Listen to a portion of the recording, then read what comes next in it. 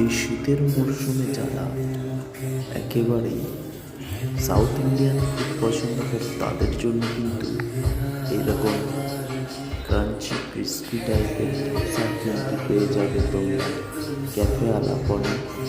একেবারে masala dosa, plain dosa, onion dosa, chicken dosa পর্যন্ত পেয়ে যাবে তোমরা। এছাড়াও আছে বাটার মশলা ধোসা। ধোসার মোটামুটি যে কয়টা